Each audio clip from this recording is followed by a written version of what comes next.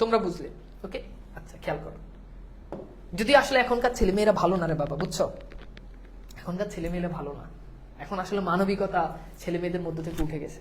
মানবিকতা মানে শিক্ষককে তারা এখন আর শিক্ষক মনে করে না। বিশেষ করে একটা ট্রেন্ড চালু হয়, মানে ভাইয়া ভাইয়া একটা ট্রেন্ড চালু হয়, দুনিয়াটা একেবারে ধ্বংসের দিকে চলে গেছে, বুঝছো?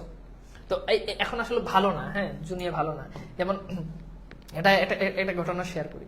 গতবারের আগের বার, মানে এই সিজনের, এই অ্যাডমিশনের খুব সম্ভবত আগের অ্যাডমিশনে, তো চট্টগ্রামে একটা বেসরকারি কলেজ, মহিলা কলেজ থেকে আমাকে ভাইস প্রিন্সিপাল কল করছে যে স্যার, আমাদের তো রেক ডে মানে বিদায় অনুষ্ঠান, তো স্টুডেন্টরা আপনাকে গেস্ট হিসেবে চাচ্ছে, আমাদের ছাত্রীরা। তো আমি বললাম আচ্ছা ঠিক আছে, কথাবার্তা বলে একটা টাইম ফিক্সড করলাম। তো আমি গেলাম, আমার মানে যাওয়ার সময় আবার একটু লেট হয়ে গেছে, আমি গেলাম। তো যাওয়ার পরে দেখলাম যে সবাই মানে আমরা বক্তব্য রাখলাম, হুজুর আসছে, হুজুর মুনাজাত ধরাইছে, সবাই কান্নাকাটি করতেছে, যে মুনাজাত ধরাইতেছে, সামনে অনেক মেয়ে, সবাই কান্নাকাটি করতেছে। আমার তো দেখে খুব ভালো লাগছে, এতগুলো মেয়ে তারা এইভাবে বিদায় অনুষ্ঠানে কান্নাকাটি করতেছে, খুবই ভালো লাগছে। হাই রে, যে কান্না, মানে কি বলবো, কানতে কানতে কানতে কানতে মানে চোখের পানিতে এক একটা মেয়ের সাগর হয়ে যাচ্ছে অডিটোরিয়াম, ভাল লাগছে। তো সবকিছু শেষ করে অফিসে গেলাম। অফিসে গিয়ে তো আমাদের অফিসে গিয়ে বসলাম, সবার সাথে টিচারদের সাথে গল্প টল্প করতেছি। হঠাৎ করে একজন টিচার এসে বলে যে আপনাকে একটু মেয়েরা ডাকতেছে। তো আমি বললাম কেন?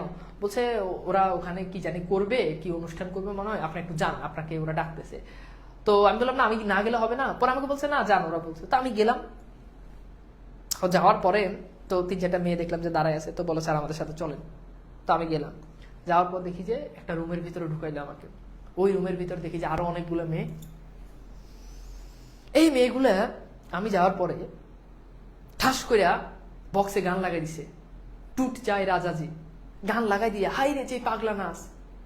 এখন আমার বলছে ভাই আপনার নাচেন। আমি তো তাজ্জব, কয় কি মানে র্যাক ডে, তারপর দেখি যে ওমা রং টং সব রেডি, হাতে রং এক একটার। আমি তো ভাই ভয়ে, আমার জীবনে আমি কখনো এমন ভয় পাই না। ভয় আমি আতঙ্কিত, পাশুতে হয়ে গেছি যে কি হচ্ছে আমার সাথে, কেন আসলাম, মানে কি হচ্ছে আমি না বুঝতেছি না। যে এই মেয়েরা আমাকে ডেকে এনে এতক্ষণ পর্যন্ত যেই মেয়েরা কান্নাকাটি করে সাগর বানাই ফেলতেছে, তারা এখন টুট যায় গান দিয়ে, তারা নাচতেছে, তাও আবার আমার কাছে একটু আসে তো আসে না, মানে আমিও তাদের সাথে নাচবো। এটা কিছু হয় বলো?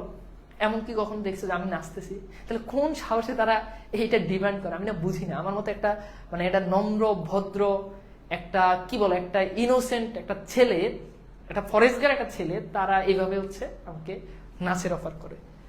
লজ্জা, মানে কি বলবো, বুঝছো? মানবিকতা কোথায় গেছে তোমরা মানে চিন্তা করতে পারবে না। উফ, একটা দুঃখের কথা মনে করে জীবনে একটা বিভৎস ঘটনার কথা তোমাদের কাছে ভুল করে শেয়ার করে ফেললাম।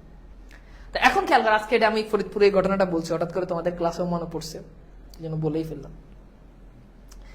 এটা পুরুষ নির্যাতন, এটা পুরুষ নির্যাতন, বুঝছো?